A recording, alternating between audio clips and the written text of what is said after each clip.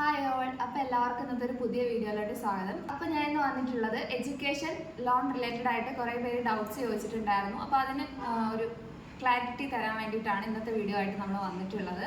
അപ്പം ആദ്യം തന്നെ ഞാൻ എൻ്റെ ഒരു എക്സ്പീരിയൻസ് ഷെയർ ചെയ്യാം. എഡ്യൂക്കേഷൻ ലോൺ എന്ന് പറയുമ്പോഴത്തേക്ക് കുറേ പേര് ചോദിച്ചിട്ടുണ്ടായിരുന്നു, നമ്മൾ കോളേജിൽ അഡ്മിഷൻ എടുക്കാൻ വരുമ്പോൾ തന്നെ ആ ഒരു പൈസ അങ്ങനെ മാനേജ് ചെയ്യുമോ, നമ്മൾ അടയ്ക്കണോ എന്നൊക്കെയുള്ള ഒരു കാര്യം. ഒരിക്കലും അല്ല. നമ്മൾ വരുന്ന ടൈമിൽ കോളേജിൽ അഡ്മിഷൻ എടുക്കാൻ വരുന്ന സമയത്ത് നമ്മുടെ കയ്യിൽ നിന്ന് തന്നെ പൈസ എടുത്ത് നമ്മൾ അടയ്ക്കണം. പിന്നെ എങ്ങനെയാണ് എഡ്യൂക്കേഷൻ ലോണിൻ്റെ കാര്യങ്ങളെന്നൊക്കെ ചോദിച്ചു കഴിഞ്ഞാൽ നമ്മൾ ആദ്യം തന്നെ എന്ത് ചെയ്യുക, വീടിൻ്റെ അടുത്തൊക്കെ ഉള്ള ഒരു ബാങ്കിൽ, ഇപ്പോൾ കുറേ ബാങ്ക് കാണുമല്ലോ, SBI കാണും, ഫെഡറൽ കാണും, ധനലക്ഷ്മി കാണും, കാനറ ബാങ്ക് കാണും, അങ്ങനെ വ്യത്യസ്ത ബാങ്കുകളുണ്ട്. അപ്പോൾ എവിടെയാണ് നമുക്ക് എടുക്കാൻ താല്പര്യം എന്നുള്ളത് എന്ന് പറയുമ്പോൾ ഓരോ ബാങ്കിലും വ്യത്യസ്ത റേറ്റ് ആയിരിക്കും. നമ്മുടെ ഇൻട്രസ്റ്റ് റേറ്റ് എന്ന് പറയുന്നത്, പലിശ എന്ന് പറയുന്നത്. അപ്പം നിങ്ങൾക്ക് ഏറ്റവും കൂടുതൽ കുറവായിട്ടും ഏറ്റവും നല്ലതായിട്ട് തോന്നുന്ന എവിടെയാണോ അതനുസരിച്ച് ബാങ്കുകളിൽ പോയി തിരക്കുന്ന സമയത്ത് നമുക്ക് മെറിറ്റ് അടിസ്ഥാനത്തിൽ കിട്ടിയ സീറ്റ് ആണെന്നുണ്ടെങ്കിൽ ബാങ്കുകാർക്ക് കൂടുതലും നമുക്ക് തരാൻ നല്ല താല്പര്യം കാണും. മാനേജ്മെൻറ്റ് സീറ്റൊക്കെ എടുക്കുന്നത് എല്ലാ ബാങ്കുകാരും കൊടുക്കണമെന്നില്ല. അപ്പോൾ ആദ്യം തന്നെ നമ്മൾ എന്ത് ചെയ്യുക, ഇപ്പം ചുമ്മാ ഇരിക്കല്ലേ, വേറെ നമുക്ക് ക്ലാസ് ഒന്നും സ്റ്റാർട്ട് ആയിട്ടില്ല. അപ്പോൾ ഈ ഒരു സമയത്ത് തന്നെ മാക്സിമം പോയി ബാങ്കുകളിൽ തിരക്കി വെക്കുക. പിന്നെ പോലെ എനിക്ക് ഇത്രയും മാർക്കൊക്കെ ഉണ്ട്, എഡ്യൂക്കേഷൻ ലോൺ തരാനായിട്ട് അവർ റെഡി ആണോ എന്ന് അവരോട് ചോദിക്കുന്നതിൽ സമ്മതിക്കുന്ന ബാങ്കുകളിൽ നമുക്ക് ഏറ്റവും കൂടുതൽ ആപ്റ്റ് ആയിട്ടുള്ളത് ഏതാണെന്ന് ആദ്യം തിരഞ്ഞെടുത്ത് വെക്കുക. ഇപ്പോൾ പ്രധാനമായിട്ടും ഒരു തെറ്റ് പറ്റാതിരിക്കാൻ ഞാൻ പറഞ്ഞുതരാം. നമ്മുടെ വീട്ടിൽ എന്തെങ്കിലും അച്ഛനോ അമ്മയ്ക്കോ ഒക്കെ എന്തെങ്കിലും ഹൗസിംഗ് ലോണോ എന്തെങ്കിലും മറ്റ് വാഹനത്തിൻ്റെ ലോണോ അങ്ങനെ എന്ത് ലോൺ ഉണ്ടെങ്കിലും നമുക്ക് എടുക്കാൻ കുറച്ച് ഇഷ്യൂസ് ഒക്കെ ഉണ്ട്. എന്ന് പറയുമ്പോൾ ഇപ്പം അമ്മയുടെ പേരിലാണ് ലോൺ എന്നിരിക്കേണ്ടത്. അപ്പം അമ്മയുടെ സിബിൽ സ്കോർ വെച്ച് മാച്ച് ചെയ്യും. എന്ന് പറയുമ്പോൾ നമ്മൾ നോമിനി ആയിട്ടൊരു വ്യക്തിയെ വെച്ചിട്ടായിരിക്കും എഡ്യൂക്കേഷൻ ലോൺ എടുക്കുന്നത്. അപ്പോൾ ആ ഒരു വ്യക്തിയുടെ സിബിൽ സ്കോർ നോക്കും. അപ്പോൾ അവർക്ക് എന്തെങ്കിലും ലോണൊക്കെ ഉണ്ടെന്നുണ്ടെങ്കിൽ ബാങ്കുകാർ നമുക്ക് തരത്തില്ല. അപ്പോൾ വീട്ടിൽ ലോണൊക്കെ എടുത്തിട്ടുള്ളവരാണ് ഇക്കാര്യം പ്രത്യേകം ശ്രദ്ധിക്കേണ്ടത്. ഇതുപോലെ മാച്ചിങ് ആവാൻ സാധ്യതയുണ്ടോ ഇല്ലയോ എന്നുള്ളത് ബാങ്കിനോട് ചോദിച്ച് വെക്കുക. ലാസ്റ്റ് നമ്മൾ അഡ്മിഷൻ എല്ലാം കിട്ടി കോളേജിൽ പഠിച്ചു തുടങ്ങിയിട്ട് ലോൺ കിട്ടത്തില്ല എന്ന് പറഞ്ഞു കഴിഞ്ഞാൽ അത് കുറച്ച് ബുദ്ധിമുട്ടുണ്ടാവും. അപ്പം അതുകൊണ്ട് ഞാനത് ആർക്കും അബദ്ധം പറ്റാതിരിക്കാൻ വേണ്ടിയിട്ട് പറഞ്ഞു തന്നൊരു ഇൻഫർമേഷനാണ് കേട്ടോ. അപ്പം എന്ത് ചെയ്യുക, ഇതുപോലെ വീട്ടിൽ ഇപ്പം ഇരിക്കുന്ന ഒരു ടൈമിൽ പോയിട്ട് ബാങ്കിലൊക്കെ ഒന്ന് തിരക്കി വെക്കുക എങ്ങനെയാണ് കാര്യങ്ങളെന്നൊക്കെ. അപ്പോൾ അവർ ഡീറ്റെയിൽസ് ഒക്കെ പറഞ്ഞുതരും.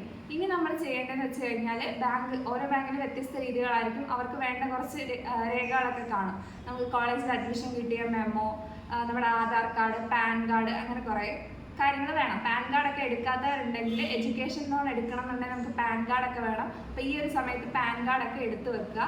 അപ്പം നമുക്ക് കോളേജിൽ അഡ്മിഷൻ കിട്ടി, നമ്മൾ ബാങ്കിൽ പോയി ഓൾറെഡി ഡീറ്റെയിൽസ് ഒക്കെ ചോദിച്ചു വെച്ചിട്ടുണ്ട്. ഇനി നമുക്ക് കോളേജിൽ അഡ്മിഷൻ കിട്ടണം, എന്നിട്ടാണ് ബാക്കി കാര്യങ്ങൾ. അപ്പോൾ കോളേജിൽ അഡ്മിഷൻ കിട്ടിയാൽ മാത്രം പോരാ. കോളേജിൽ അഡ്മിഷൻ കിട്ടി ഏകദേശം ഒരു മാസമൊക്കെ ആകുമ്പോഴത്തേക്ക് നമ്മൾ കോളേജുകാരടുത്ത് പറയണം, ഇതുപോലെ എനിക്ക് എഡ്യൂക്കേഷൻ ലോൺ എടുക്കാൻ താല്പര്യമുണ്ട് എന്നുള്ള കാര്യം പറയുക.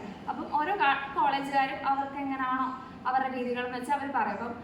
ഇപ്പം എൻ്റെ കോളേജിലാണെങ്കിൽ അവർ പറയുന്നത് ഉടനെ റിക്വസ്റ്റ് എഴുതി തരിക എന്നുള്ളൊരു കാര്യമാണ്. അപ്പം നമ്മൾ റിക്വസ്റ്റ് സബ്മിറ്റ് ചെയ്യണം, ഇന്നപോലെ എനിക്ക് ലോൺ എടുക്കണം ഇന്ന ബാങ്കിൽ നിന്ന്, അപ്പം അതിനാവശ്യമായ രേഖകൾ തരണം എന്ന് പറഞ്ഞാണ് നമ്മൾ കൊടുക്കുന്നത്.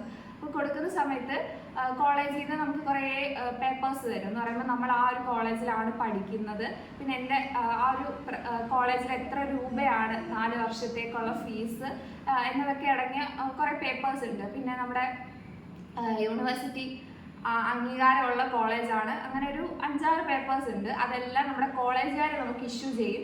അപ്പം നമ്മൾ റിക്വസ്റ്റ് എഴുതി കൊടുത്ത് ഓരോ കോളേജിലും അതും വ്യത്യസ്തമായിരിക്കും. ചിലപ്പോൾ പെട്ടെന്ന് 2 ആഴ്ച കൊണ്ട് തരുന്ന കോളേജ് കാണും, 1 മാസം കൊണ്ട് തരുന്ന കോളേജ് കാണും, അങ്ങനെ അതെല്ലാം വ്യത്യസ്തമായിട്ട് നിൽക്കും. അപ്പം അത് കിട്ടിക്കഴിഞ്ഞാൽ എന്ത് ചെയ്യുക, അതുമായിട്ട് നമ്മൾ ബാങ്കിൽ പോവുക. ബാങ്കിൽ പോയിട്ട് ബാങ്കുകാർ കുറേ രേഖകൾ കൊണ്ടുവരാൻ പറയും. ഞാൻ നേരത്തെ പറഞ്ഞ പോലെ അഡ്മിഷൻ കിട്ടിയ സമയത്തെ മെമ്മോ, നമ്മുടെ ആധാർ കാർഡിൻ്റെ കോപ്പി, പാൻ കാർഡിൻ്റെ കോപ്പി, പിന്നെ നമ്മൾ ഏത് ബാങ്കിൽ നിന്നാണോ എടുക്കുന്നത് ആ ബാങ്കിൽ നമുക്ക് മസ്റ്റായിട്ടും നമുക്കും നമ്മുടെ നോമിനി ആരാണോ അവർക്ക് അക്കൗണ്ട് വേണം. സെപ്പറേറ്റ് ആയിട്ട് അക്കൗണ്ട് വേണമെന്ന് നിർബന്ധമില്ലെന്ന് തോന്നുന്നു, ജോയിൻ്റ് അക്കൗണ്ട് ആയാലും മതി. അപ്പം ഇത്രയും രേഖകളുമായിട്ട് ബാങ്കിനെ സമീപിച്ച് കഴിഞ്ഞാൽ ബാങ്കുകാർ ബാക്കിയുള്ള കാര്യങ്ങൾ ചെയ്തോളും. അപ്പം ഈ ലോണൊക്കെ ഉണ്ടെന്നുണ്ടെങ്കിൽ എടുക്കാൻ പറ്റത്തില്ല എന്നുള്ളൊരു കാര്യമൊക്കെ അവരപ്പം അപ്പോഴായിരിക്കും ചിലപ്പോൾ നമ്മൾ ഈ ഒരു കാര്യം ശ്രദ്ധിച്ചില്ലെങ്കിൽ അറിയാൻ പോകുന്നത്. അതുകൊണ്ടാണ് മുന്നേ തന്നെ ബാങ്കിൽ പോയിട്ട് ഇതുപോലെ ബാങ്കിൽ നമുക്ക് എന്തെങ്കിലും ലോൺ വീട്ടുകാരെടുത്തിട്ടുണ്ടെങ്കിൽ അത് കിട്ടുമോ ഇല്ലയോ എന്നുള്ളൊരു കാര്യം. ഇപ്പം അമ്മയുടെ പേരിലാണ് എടുത്തിട്ടുള്ളതെന്നുണ്ടെങ്കിൽ നമുക്ക് അച്ഛൻ്റെ പേരിൽ ലോൺ തരുന്നതിന് പ്രശ്നമൊന്നുമില്ല. 2 പേരുടെയും കൂടെ പേരിലാണ് വീട്ടിൽ എന്തെങ്കിലും ലോൺ എടുത്തിട്ടുണ്ടെന്നുണ്ടെങ്കിൽ 2 പേരെ സിബിൽ സ്കോർ മാച്ച് ആവത്തില്ല. അതുകൊണ്ട് നമുക്ക് കിട്ടാനുള്ള സാധ്യത വളരെ കുറവായിരിക്കും. പിന്നെ തിരക്കുമ്പോൾ ഒരു കാര്യം ശ്രദ്ധിക്കുക, ചില ബാങ്കിൽ നമുക്ക് പെട്ടെന്ന് ലോൺ അപ്രൂവ് ചെയ്ത് കിട്ടും. എൻ്റെ ഫ്രണ്ട്സിനൊക്കെ എന്തോ യൂണിയൻ ബാങ്ക് എന്തോ സംതിങ് അങ്ങനത്തെ എന്തോ ബാങ്കിലൊക്കെ വിത്തിൻ 1 മന്ത് പൈസ വരെ കയ്യിൽ ബാങ്ക് അക്കൗണ്ടിലോട്ട് ട്രാൻസ്ഫർ ആയി കിട്ടി. അപ്പം അതൊന്ന് തിരക്കി വെക്കുക, എത്ര നാൾ എടുക്കും എന്നുള്ള കാര്യം. ഇനി പ്രധാനപ്പെട്ട ഒരു കാര്യം, നമ്മൾ ഈ രേഖകളുമായിട്ടൊക്കെ ബാങ്കിൽ ചെല്ലുന്ന സമയത്ത് അവർ ബാക്കി കാര്യങ്ങളെല്ലാം പ്രോസസ്സ് ചെയ്തിട്ട് നമ്മളെ അറിയിക്കും എപ്പോഴാണ് കിട്ടുന്നത് എങ്ങനെയാണെന്ന്. ഇനി എത്ര രൂപയാണ്, എങ്ങനെയാണ് ട്രാൻസ്ഫർ എല്ലാം അതിനെക്കുറിച്ചാണ് നെക്സ്റ്റ് പറയാൻ പോകുന്നത്. നമുക്ക് വീട്ടിൽ നമ്മൾ ഈ ആധാരം അങ്ങനെ പ്രത്യേകിച്ച് ഈടൊന്നും വെക്കാതെ തന്നെ നമുക്ക് എഡ്യൂക്കേഷൻ ലോൺ കിട്ടുന്നതെന്ന് പറയുന്നത് 4 ലക്ഷം രൂപയാണ്. 4 ലക്ഷം രൂപ വരെയാണ് അവർ തരുന്നത്. അതും ഓരോ ബാങ്കിലും ഇപ്പം ചില ബാങ്കുകളിൽ 4 ലക്ഷം രൂപ നമ്മൾ എടുക്കും, പക്ഷെ അവർ നമ്മുടെ കയ്യിൽ തരുന്നതെന്ന് പറയുമ്പോൾ ചിലപ്പോൾ 3,60,60,000, ചിലപ്പോൾ 3,90,000 അങ്ങനെ തരുന്ന ബാങ്കുകൾ കാണും. 4 ലക്ഷം തന്നെ വരുന്ന ബാങ്കുകൾ കാണും. അപ്പോൾ അതെല്ലാം തിരക്കി വെക്കുക. ഇനി നമ്മൾ എന്തെങ്കിലും ഈടൊക്കെ വെച്ചാൽ മാത്രമേ നമുക്ക് എന്ത് ചെയ്യത്തുള്ളൂ, 4 ലക്ഷത്തിന് എബോവ് ഉള്ള എമൗണ്ട് തരത്തുള്ളൂ. അപ്പോൾ ഇതാണൊരു മണിയുടെ ഒരു അളവെന്ന് പറയുന്നത്. ഇത്രയാണ് നമുക്ക് കിട്ടാൻ സാധ്യതയുള്ളത്.